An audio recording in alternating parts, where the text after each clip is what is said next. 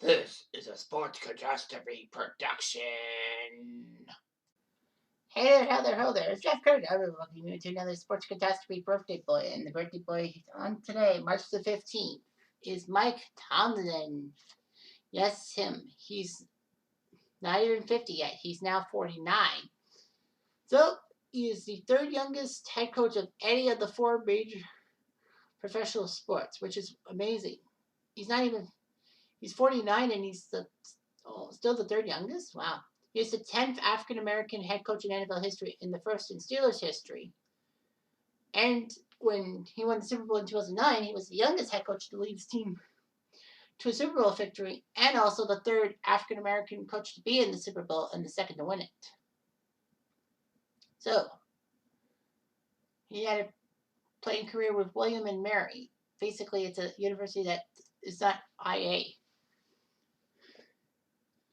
He never played in the NFL. He would actually become the wide receiver coach for Virginia Military Institute and became a grad assistant with the University of Memphis, working with defensive back and special teams. Arkansas State hired him to be defensive back coach and then went to defensive back coach at the University of Cincy. In 2001, Tampa needed a defensive backs coach, so they hired him.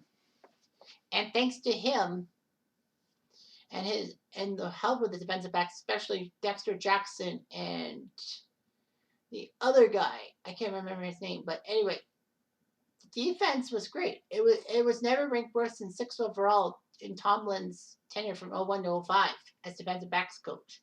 And he won the Super Bowl ring with them as defensive back coaches. The team got 5 receptions, with 3 being pick sixes.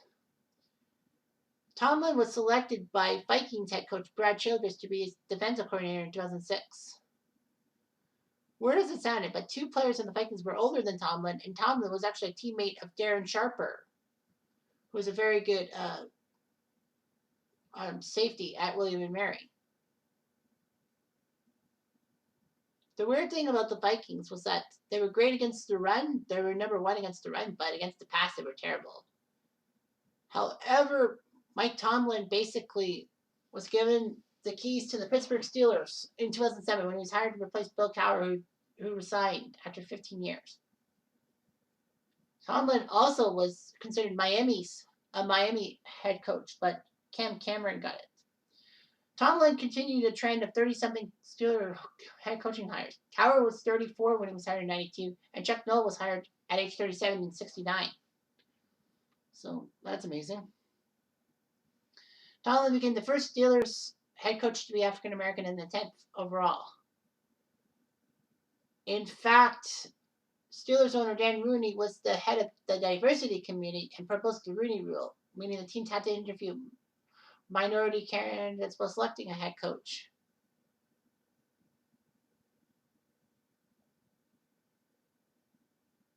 Rooney said that Tomlin was not given the interview because of his minority. He already did a minority candidate, but not Tomlin.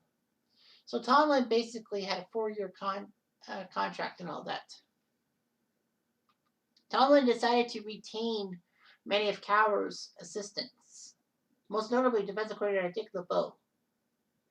The Steelers did win the 2007 AFC North in his first season. However, they lost in the first round to the Jacksonville Jaguars, which was pathetic and all that. But he led Pittsburgh to Super Bowl 43 in 2009. He became the youngest head coach to lead his team to a Super Bowl, and would be the third African American to coach a team into the Super Bowl.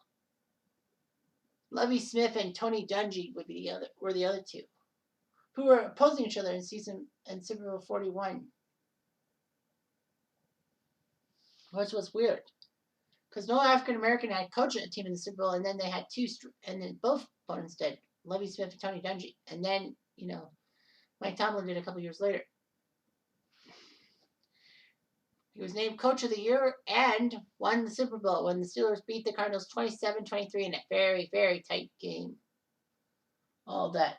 Remember when I talked about the Cardinals on the state thing? Well, this is what I'm talking about. So anyway, He kept signing contract extensions and all that, and it has done pretty decently for himself. He has his wife. He has a wife and 3 children. Sons Michael and Mason with daughter Harlan. He attends the Christian and Missionary Alliance Church. So yeah, so good job by Mike Tomlin. All that. Doing his job and all that.